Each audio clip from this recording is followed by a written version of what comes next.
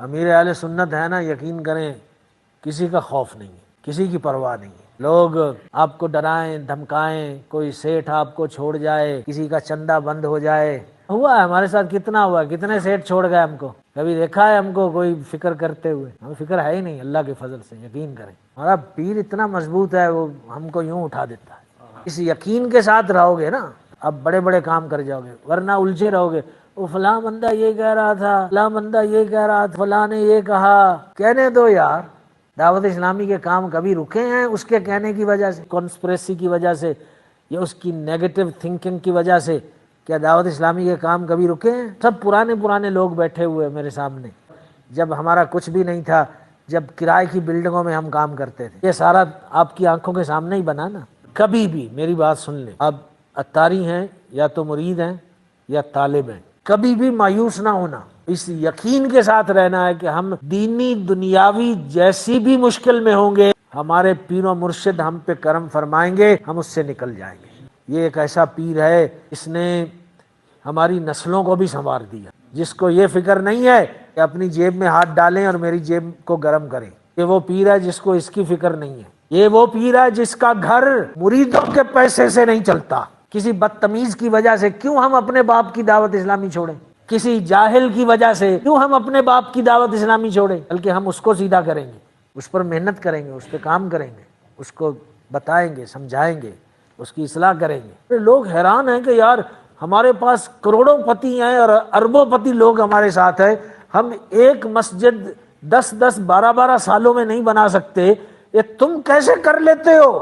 تو یہ کوئی چھوٹا سا عام سا سلسلہ نہیں ہے، یہ کوئی ایسا دیا نہیں ہے کہ آ کے پھونک مار کے بجھا دے گا۔ یہاں پھونک مارنے والوں کے منہ جل جائیں گے۔ لوگ سمجھتے ہیں یار دعوت اسلامی کے پاس تو بڑے پیسے ہے، تو بڑی امیر آرگنائزیشن، کیونکہ جب سے کام شروع ہوا ہے کام رکا ہی نہیں ہے۔ بس ہم نکلتے ہیں اور اس یقین سے نکلتے ہیں کہ اس سیٹھ کے مال میں ہمارا حق ہے، ہم بھکاریوں کی طرح نہیں جاتے۔ کبھی بھی ہم کسی سیٹھ کے پاس اس طرح نہیں جاتے کہ یار مہربانی کرو، یار کرم کر دو ہم پہ، نہیں، کبھی بھی نہیں، یہ انداز ہی نہیں ہے اپنا۔ دعوت اسلامی نے ہم کو سکھایا ہے اس اعتماد کے ساتھ جاؤ کہ تم دین کا کام کر رہے ہو، اپنے لیے بھیک تھوڑی مانگنی ہے تم نے۔ لوگ ہمارے ہاتھ بھی چومتے ہیں، ہمیں کھانے بھی کھلاتے ہیں اور ہمیں لاکھوں رین بھی دیتے ہیں۔ ایسا پہلے کبھی نہیں ہوتا تھا، پہلے بھی ہم بڑی آرگنائزیشنز کے ساتھ کام کرتے رہے ہیں لیکن بھکاریوں کی طرح چندہ لاتے تھے، اب تو ہم چندہ بھی سیٹھوں کی طرح لاتے ہیں۔ یہ کرم ہے دعوت اسلامی کا۔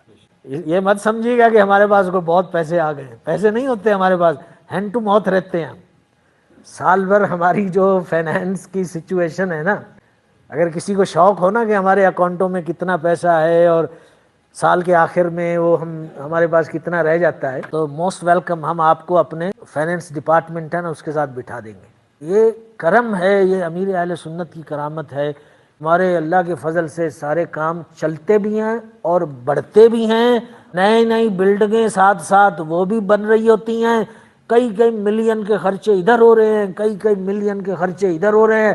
ارے سمجھ میں ہی نہیں آتا کہ یہ کیسے ہو رہا ہے۔ یہ سارے کا سارا امیر اہل سنت کا فیضان ہے۔ اب مجھے اس لیول پر یقین ہو گیا، اب یقین کریں کہ کوئی بھی کام ایسا نہیں ہے اسلامی کام جو دعوت اسلامی نہیں کر سکتی۔ اب مجھے یقین ہو گیا۔ ساؤتھ افریقہ میں ہم تو چند لڑکے وڑکے تھے، جب عموماً ورکنگ کلاس قسم کے لوگ تھے۔ ساؤتھ افریقہ کے اندر 50 سے زیادہ مرکز بن گئے، ایسے چند سالوں میں دیکھتے دیکھتے ادھر بن رہا ہے، ادھر بن رہا ہے، ادھر بن رہا ہے، ادھر بن رہا ہے، بڑی بڑی شاندار مسجدیں، یہ سب۔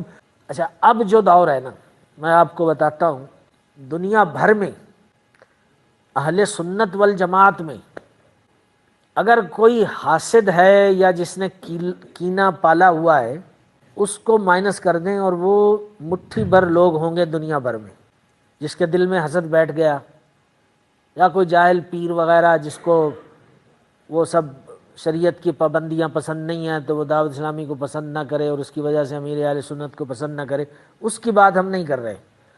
اس کے علاوہ پوری دنیا اہل سنت کہ علماء، مشائخ، پیر خانقاہیں سب نے اس وقت اس دور میں قبول کر لیا اور مان لیا ہے کہ امیر اہل سنت اللہ کے ولی ہیں۔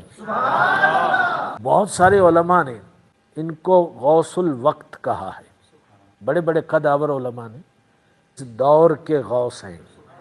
کچھ تو دیکھا ہوگا نا، کچھ تو سوچ کے کوئی اندازہ لگایا ہوگا، کوئی تحقیق کی ہوگی۔ ایک طبقہ آپ کو اپنے ارد گرد جن کی سوچ کچھ اور ہے، وہ کبھی بھی آپ کے ساتھ نہ تھے نہ ہیں، لیکن آپ کو نقصان پہنچاتے ہوئے وہ سنائی دیں گے۔ میرے کانوں تک باتیں پہنچتی ہیں، فلاں وہاں پہ بیٹھ کے یہ کہہ رہا تھا، دعوت اسلامی ایسی ہے، فلاں وہاں پہ حالانکہ وہ ملتے ہیں ہم کو، قریب اٹھتے بیٹھتے ہیں، لیکن ہمارے سامنے بڑے اچھے ہوتے ہیں، لیکن ادھر بیٹھ کے ان کو موقع ملتا ہے تو خوب دعوت اسلامی پہ حملہ کر رہے ہوتے ہیں۔ جو جلسی بیٹھی ہوئی ہے کسی وجہ سے، اس کا اظہار اب یوں کریں گے کہ دعوت اسلامی ایسی، دعوت اسلامی والے ایسے، نگران ایسے، فلاں ایسا، فلاں ایسا۔ بھائی نگرانوں کی تو ہم دن رات اصلاح کرتے ہیں، آئے دن شکایتیں آتی ہیں، ہم ان کو بٹھاتے ہیں، پھر ان کی تفہیم کرتے ہیں، پھر ان کو سمجھاتے ہیں۔ تو الحمدللہ اللہ تعالیٰ نے امیر اہل سنت کو اور دعوت اسلامی کو بہت برکت دی ہے۔ امیر اہل سنت کے کام میں اللہ تعالیٰ نے بڑی برکت دی ہے۔ تو دعوت اسلامی کے ساتھ لگے رہو بھائی، بیڑا پار ہو جائے گا۔ ماحول جیسا بھی ہو، ذمہ داران جیسے بھی بد اخلاق ہوں، ذمہ داران کی وجہ سے اگر آپ کو لگے کہ I don't feel at home, کوئی حرج نہیں۔ یہ دعوت اسلامی کسی ذمہ دار کی تھوڑی ہے، دعوت اسلامی تو آپ کے باپا کی ہے۔ کہ آپ اپنا گھر چھوڑ دو گے کہ کوئی باہر والا گھر آپ کے گھر میں آ کے آپ کو تنگ کر رہا ہے تو آپ کہو گے نہیں میں تو اپنا گھر ہی چھوڑ رہا ہوں؟ ایسا کرتے ہیں کوئی؟ تو دعوت اسلامی تو اپنے باپ کی ہے بھائی، باپا کیوں کہتے ہیں ہم؟ روحانی باپ ہے، ہمارے باپ کی ہے دعوت اسلامی، لیکن دعوت اسلامی کو کبھی نہیں چھوڑیں گے۔ یہی امیر اہل سنت بار بار فرماتے ہیں، کیا میرے بیٹو میری دعوت اسلامی کو کبھی نہ چھوڑنا۔